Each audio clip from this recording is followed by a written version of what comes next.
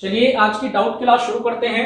पहला सवाल है, गोरिका को एक स्कूल में म्यूजिक सिखाने के लिए 3239 रुपये वेतन मिलता है। कुछ दिन अनुपस्थित रहने के कारण उसे 2923 रुपये का वेतन मिला। तो आपको बताना है गोरिका का अधिकतम एक दिन का वेतन कितने रुपए है। तो भाई पहले उसको 3239 रुपये मिल रहे थे, कुछ दिन वो स्कूल में नहीं जा पाई जिसकी वजह से उसको 2923 रुपये का वेतन दिया गया। तो हमें बताना है कि गोरिका का एक दिन का वेतन कितना है। तो इस सवाल को करने से पहले मैं आपको कॉन्सेप्ट समझा देता हूं कि इस सवाल के अंदर क्या कॉन्सेप्ट इस्तेमाल होगा। तो मैंने एक तरफ लिखा एक दिन का वेतन और एक तरफ मैंने लिखा पूरे महीने का वेतन, और इस महीने को मैं मान लेता हूं कि ये जो महीना है ये 30 दिन का है। ठीक है, अब बात करते हैं कि कोई व्यक्ति है जिसका एक दिन का वेतन 10 रुपए है। ठीक है, हमने कोई व्यक्ति लिया जिसका एक दिन का वेतन 10 रुपए है।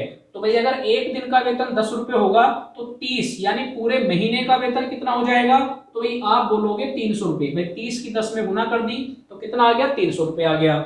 या मैं आपसे कहता हूं कि एक व्यक्ति का एक दिन का वेतन 60 रुपए है। ठीक है, तो मैं आपसे पूछता हूं भाई पूरे महीने का वेतन कितना हो जाएगा। तो भाई आप कहेंगे पूरे महीने का वेतन हो जाएगा 1800 रुपए। अब आपको जो मैं समझा रहा हूं उसको बड़े ध्यान से समझना कि ये जो आपका एक दिन का वेतन है और ये जो आपका पूरे महीने का वेतन है, इनके बीच में एक रिलेशन है। वो रिलेशन क्या है भाई, अगर आप एक दिन के वेतन से पूरे महीने के वेतन को डिवाइड करते हैं, भाई 10 से मैंने 300 को डिवाइड किया तो आप देख रहे होंगे कि ये एग्जैक्ट डिवाइड हो रहा है। इसी तरह से अगर मैं 60 से 1800 को डिवाइड करूंगा तो ये भी एग्जैक्ट डिवाइड हो रहा है। तो यहां से क्या रिजल्ट निकल के आता है, तो भाई रिजल्ट ये निकल के आता है कि जो आपका एक दिन का वेतन होता है वो आपके पूरे महीने के वेतन को एग्जैक्ट डिवाइड करता है। तो इसका मतलब भाई पहले उसको इस सवाल के अंदर पहले उसको कितने रुपए मिले हैं, तो भाई पहले उसको रुपए मिले हैं 3239। ठीक है, ये उसका पहला वेतन है। उसके बाद वेतन चेंज होने के बाद उसको कितना मिला, तो भाई वो मिला उसको 2923 रुपए।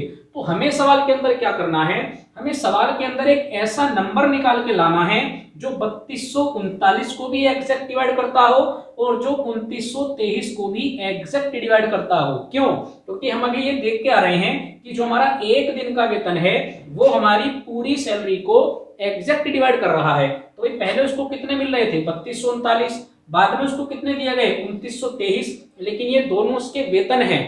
केवल कुछ दिन ना आने की वजह से उसे ये वेतन कम मिला है। तो अगर दोनों ही वेतन हैं तो ये बात अब क्लियर है कि जो उसका एक दिन का वेतन होगा वो उन्हें एग्जैक्ट डिवाइड करेगा।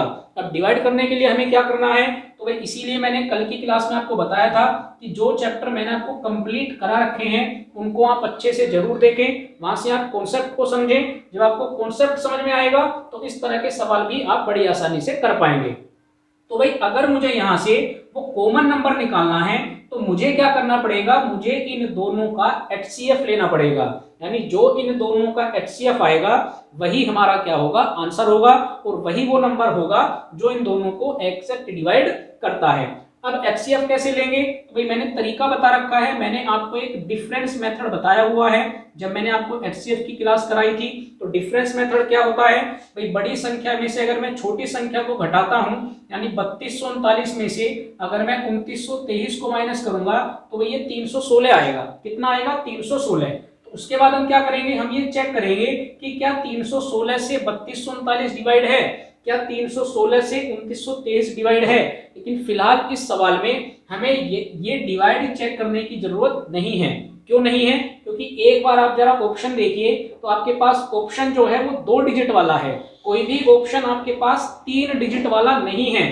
तो हमें ये चेक करने की जरूरत नहीं है कि क्या 316 इन दोनों संख्याओं को डिवाइड करता है या नहीं, क्योंकि हमारा जो एक दिन का वेतन है वही वो कितने डिजिट में है, वो ऑप्शन के अंदर 2 डिजिट में है। तो इसके बाद मैंने आपको क्या प्रोसेस बता रखा है कि भाई इसके बाद आप क्या करते हैं, तो यहाँ पर आप करते हैं फैक्टर। ये सब मैं आपको HCF LCM की क्लास में बता के आया हूँ। तो अगर फैक्टर करेंगे तो आपको मैंने डिवीजन के रूल भी बताए हुए हैं। लास्ट में कितना आ रहा है 16, और 16 4 से एग्जैक्ट डिवाइड होता है। तो भाई इसका एक फैक्टर क्या हो गया 4।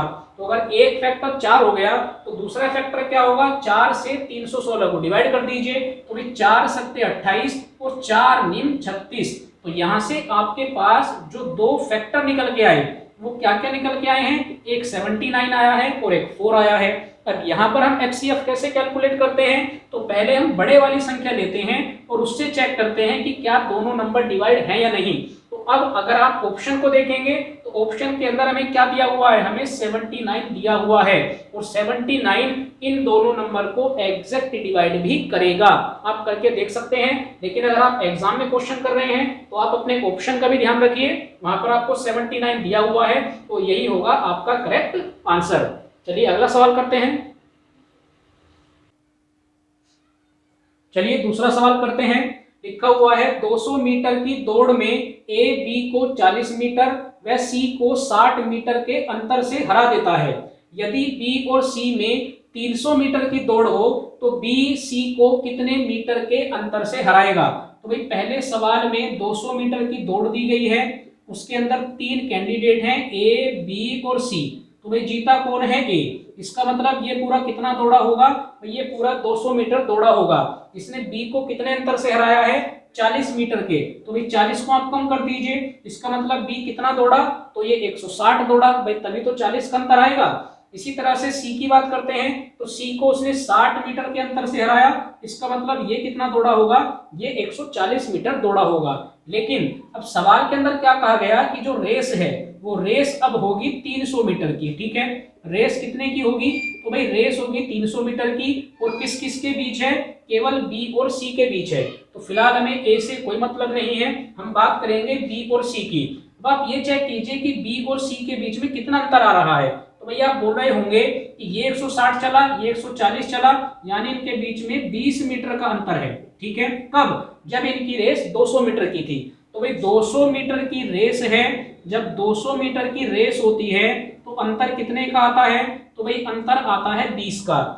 अब रेस कितने की होनी है, अब रेस होनी है 300 की, तो हमें बताना है कि अंतर कितने का आएगा।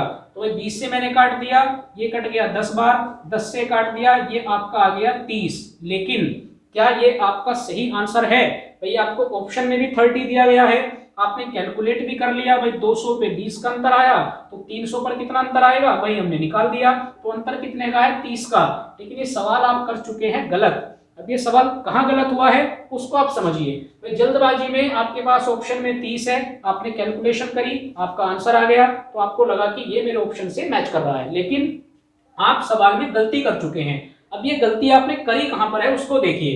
भाई बी और सी के बीच में जो डिफरेंस है 20 का, ये 20 का डिफरेंस तो आया है, लेकिन हमारा इस 200 मीटर की रेस से मतलब नहीं है। आप ये देखिए कि बी चला कितना था, तो भाई बी 160 चला था, और जब बी 160 चला तब अंतर कितने का आया, 20 का आया। भाई पूरा 200 मीटर तो ये भी गया ही नहीं, ये कितना गया, ये केवल 160 गया।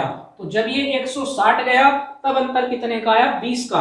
अब रखिए यहाँ पर 300, अब इस बी को 300 चलाना है, भाई 300 चलेगा तभी तो जीतेगा। तो अब आप बताएंगे कि 300 पे ये अंतर कितने का होगा।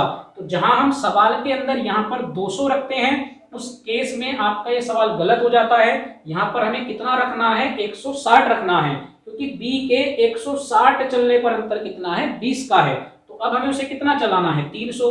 तो 20 से काटूंगा 8 बार कट जाएगा, 8 से अगर मैं 300 को काटता हूं तो ये कैलकुलेशन आप करना, और ये आपके पास आएगी 37.5, यानी इतने मीटर के अंतर से बी सी को हराएगा। आई होप कि आज की क्लास के भी दोनों क्वेश्चन आपको अच्छे से समझ में आए हैं। ऐसे ही डाउट्स अगर आपके पास भी हैं, जो आप लगातार अपनी बुक से क्वेश्चन करते होंगे, तो उन डाउट्स को आप मुझे भेज सकते हैं। मैंने आपको कल की क्लास में अपना व्हाट्सएप नंबर दिया था 9997172170, तो इस नंबर पर मुझे आप अपने डाउट्स भेज सकते हैं, मैथ्स के भी और रीजनिंग के भी। तो लगातार मैं आपको इसी तरह की क्लास के द्वारा डाउट क्लास क्लियर कराता रहूंगा। तो अगर आपको ये क्लासेज अच्छी लग रही हैं, पढ़ाया हुआ समझ में आ रहा है, तो चैनल को आप सब्सक्राइब जरूर करिए।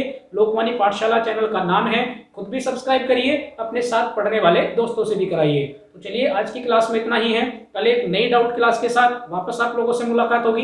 Thank you.